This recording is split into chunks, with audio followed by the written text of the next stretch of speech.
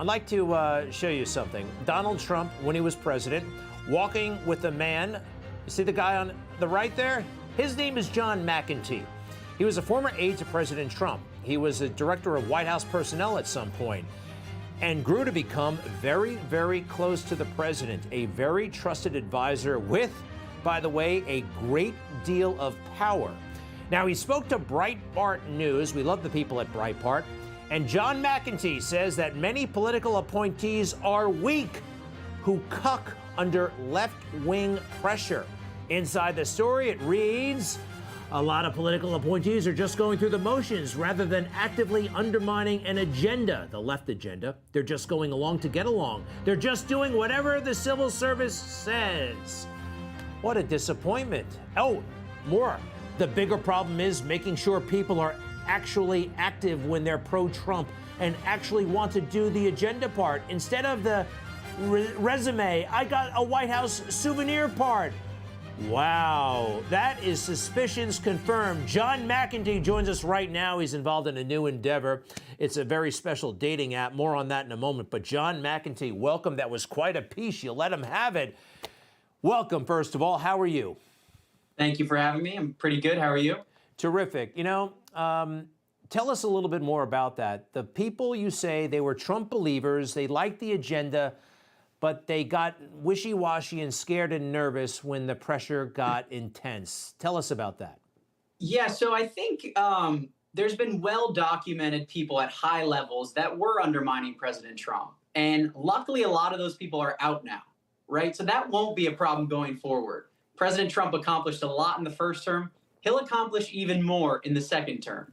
But the bigger problem is when you have these 3,000 or 4,000 political appointees, it's not that they're undermining President Trump or that they're anti-Trump. It's that they're pro-Trump in a superficial way. They want to do the fun stuff. They want to build their resume. They want to go to the White House Christmas party. But they don't want to do the agenda part. The agenda part's hard. They're from D.C. They don't want to upset, the status quo.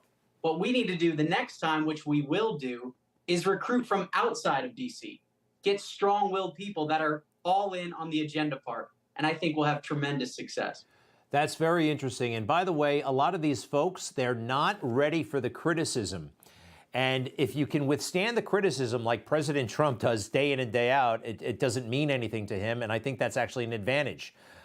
People make fun of me on Twitter. It doesn't matter. It genuinely doesn't matter. Aren't people traumatized down there when they get the job? Let's say they want to do the right thing. I mean, they're scared, right? They don't know. They've never felt that kind of heat before. They are absolutely terrified. And like you said, President Trump is the model. We should all be following his lead. He never bends the knee.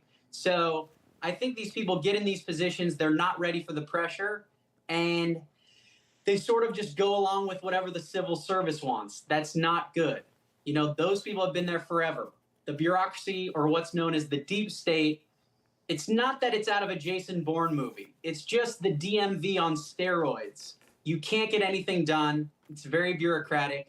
But if you have strong-willed people at the top, they'll be able to get things done. That happened on several occasions in the Trump administration. There were people that got a lot done, and I think they'll get a lot more done the next time around. John, if you listen to the language, the tenor of the swamp, it's always about, the men and women of the Treasury Department, the men and women of the FBI, the men and women of the Agriculture Department, the glorification of these people. And they're good people, but nobody elected them. They are to serve the electeds. And that tenor, that language, it really does seem designed to intimidate, to kind of stamp down the notion that the people are in charge through their elected representatives. You know what I mean? Like that men and women, that somehow you go there to serve them rather than the other way around. Yeah, the president's elected. We all work for him. I think if we get people that know they're going in and treating it more like a tour, that they're doing their year or their 2 years and they're going back home after, I think that's a totally different mindset. I think a person that goes in knowing they're going there to do a job. They're going there to do the best they can for the president and the country and the administration. I think that person will have success. All right. Well, there are like 3 jobs I would be interested in: Deputy Secretary of Defense, and let's see, what else do I want to do? Because I can take the heat. I can take the. All right, you're not biting, and that's okay, John. We'll talk if we ever get to that. We'll get you on the list. Okay. John, do me a favor. Tell us about The Right Stuff. How's it going so far? You were here once before. A dating app for conservatives. I think we have a. I think we have something. I think we have an image of what it looks like. People can download this and find like-minded individuals online. Tell us a little bit about it. It's going great. It's live in the App Store. Anyone can download it and make a profile. We'll be unlocking it next week. The goal is to find other conservatives.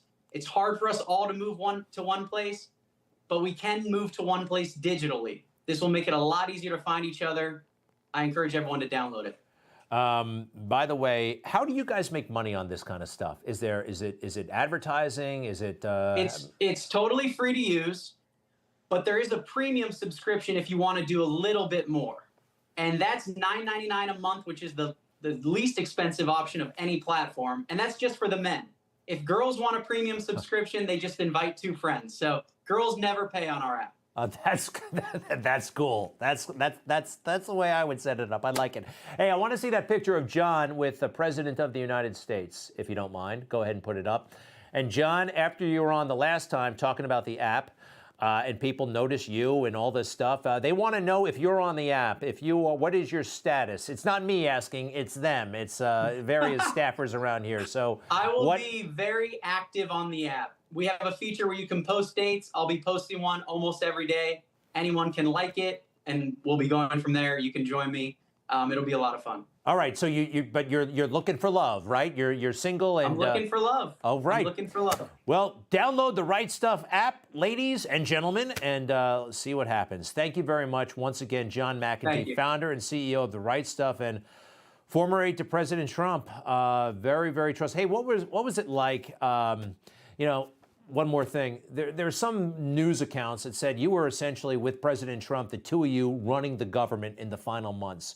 Is that an overstatement? I mean, or did it feel like you were in the driver's seat? He's running the government. I was doing everything I could to assist him. I think he did a lot of good. He was really fun to work with. I would love to do it again. Yeah, well, you'd be terrific, and we hope it happens. We hope you have that opportunity. And don't worry, I was only kidding about the Deputy Secretary of Defense, okay? I don't have to do that job. I don't want that job. All right.